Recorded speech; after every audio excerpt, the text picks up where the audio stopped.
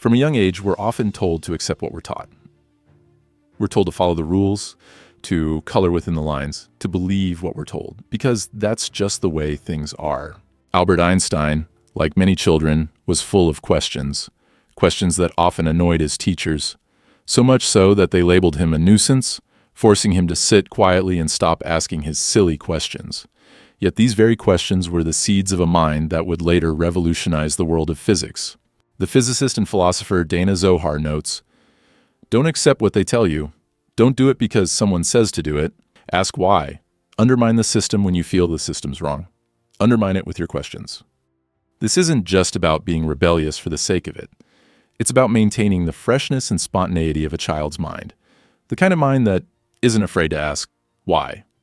This questioning spirit keeps us engaged with the world, continually seeking deeper understanding rather than passively accepting the status quo. In many philosophical traditions, questioning is revered as a sacred practice. The ancient Greeks believed in the Socratic method, a form of cooperative argumentative dialogue that stimulates critical thinking and illuminates ideas.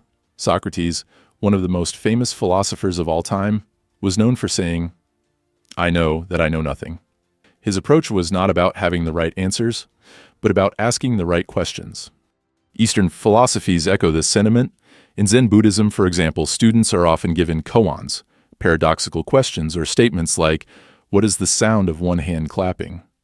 The purpose is not to find a logical answer, but to transcend ordinary thinking and reach a deeper level of insight.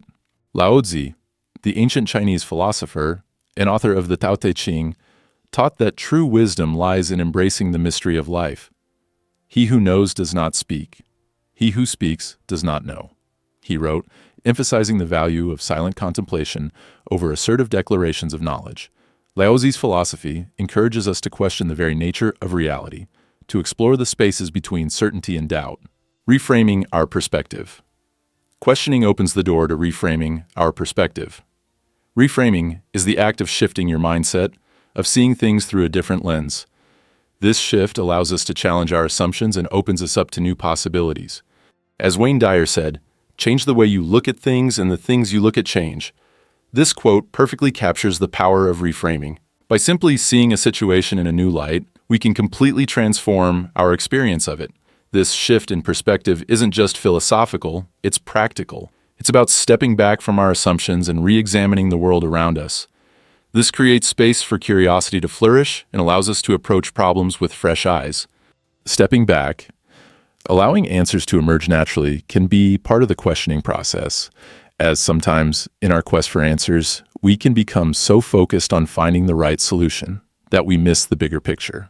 By allowing space for the answers to emerge in their own time, we tap into a deeper well of understanding. Stepping back is about realizing that the most profound changes in our lives often come not from changing our circumstances, but from changing how we perceive them. Our perception shapes our reality, and by shifting our perspective, we can open ourselves up to a whole new world of possibilities. As Leonard Cohen says, going nowhere isn't about turning your back on the world. It's about stepping away now so that you can see the world more clearly and love it more deeply. In Eastern traditions, this practice is often referred to as non-action or wu wei in Taoism. It's the idea that sometimes, by not forcing solutions, by simply allowing things to unfold naturally, we come to understand them more deeply. This doesn't mean we become passive observers, but rather that we approach challenges with a sense of patience and open-mindedness. By allowing space for the answers to emerge in their own time, we combine active inquiry with mindful observation, ensuring that our pursuit of truth is both diligent and wise. The journey toward truth. In the end, the journey toward truth is not a straight path. It's a winding road filled with questions, doubts, and revelations. It's about embracing the uncertainty and the mystery of life, knowing that every question we ask brings us closer to understanding. Zohar says, "We are always closer to the truth when we are asking questions than when we know the answers." Questioning is not just an act of curiosity. It's an act of courage. It's a practice that connects us to the deeper truths of our existence, and ultimately, it's what makes us truly alive.